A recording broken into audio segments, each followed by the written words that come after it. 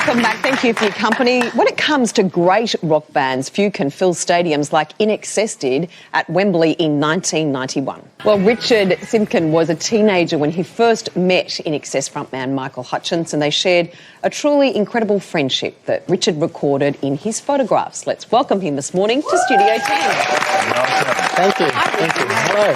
Thanks so much for joining us. So tell us about when you first met Michael. Yeah, I was 15, and like most kids, I wanted to meet celebrities, and I loved INXS. And this was 1989, and I found out that Michael was staying at the Civil Townhouse, which was a hotel in Sydney that a lot of people stayed at. And I went down there one day, and Michael came out of the car park, and I just had a piece of paper and a pen. There was no selfies in those days, And he was in a bit of a rush. He was on his Harley Davidson, and I got an autograph, which happened to be a little bit of a scribble. Wow. And I thought, oh, that's not too good, I can get a better one. So I waited like 8 hours. And then he came back, and he wrote this little note that says, to Richard, in a rush, thanks.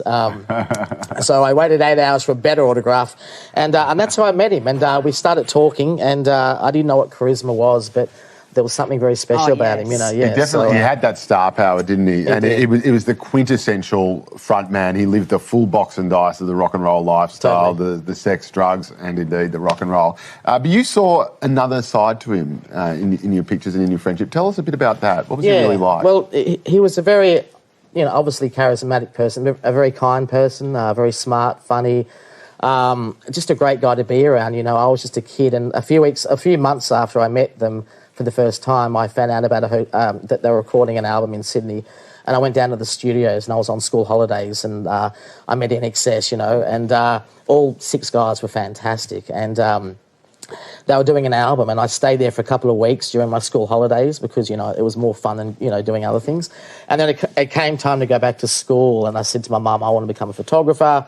Michael was letting me take photos of him. So I left school, and I spent 5 months at the studios with INXS. So if you look at that movie, Almost Famous, my life was kind of like that kid in Almost Famous, where I was just a kid hanging out with a big international rock star. Well, you had access to INXS when they were recording great albums in the 90s. I mean, was it like a wild, crazy time, or not that wild and crazy? No, you might have had more wild and crazy ones in Hollywood, but no, my time was it was kind of like being a fly on the wall, and because I was a kid, I wasn't exposed to maybe the sex, drugs, and rock and roll as much as other people were. Where my friendship with Michael was very innocent, so I just got to hang out with him. He kind of took me under his wing. He kind of treated me like a younger brother, and I just spent 8 years with him as a fan that became a friend, and we used to go to the movies and go for drives, and he'd take me to rehearsals and look after me at concerts, and I ended up doing photo shoots with him over the years. So he kind of really looked after me and made sure that I was okay everywhere we went. So it was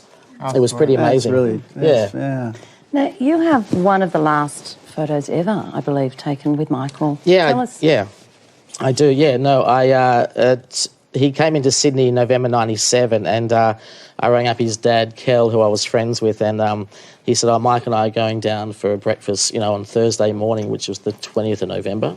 So I went down there, and I had something to eat with Kel and Michael, and Kel took a photo of me and Michael after breakfast, and then I found out that Michael was getting taxis to rehearsals, and I said, not tomorrow, but Saturday the 22nd, I'll take you to rehearsals. And so Kel took a photo of me and Michael after breakfast, and 2 days later I went down to pick him up at the hotel, and of course that never happened, unfortunately. So it was nice that I got to see him 2 days before that happened, but obviously very sad for It's 18 years on Sunday, isn't it? 18 years on Sunday, and I'm having a get-together at the Royal Oak Hotel at Double Bay to celebrate his life on Sunday, so it'll be a nice thing for fans. And you've collected a few more celebrities over the year, haven't you? Your photographs of celebrities have been shown around the world. Yeah, and it all started with meeting Michael, and then Michael was dating Kylie back in those days, and Rob Lowe came to the studios, and I kind of got in this world of, celebrity, and so I started getting my photo taken with it every time I met a celebrity, and then after a couple of years, I thought, this is really interesting, I should keep getting photos with people when I meet them.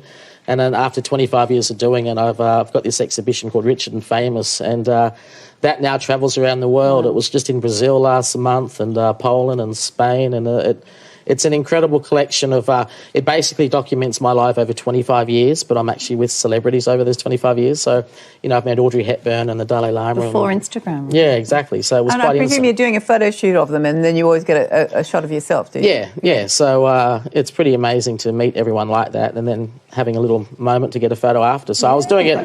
Yeah, I was doing it before a lot of other people were doing it, which makes it quite unusual because there's Nelson Mandela. So I've met some pretty amazing people. Yeah, that's me. So You're a baby. I started when I was 15, and had one of those lives, which has been pretty lucky. Cause, That is amazing. yeah. If you want to Great get a stories selfie to with me tell. afterwards, we I can. certainly will.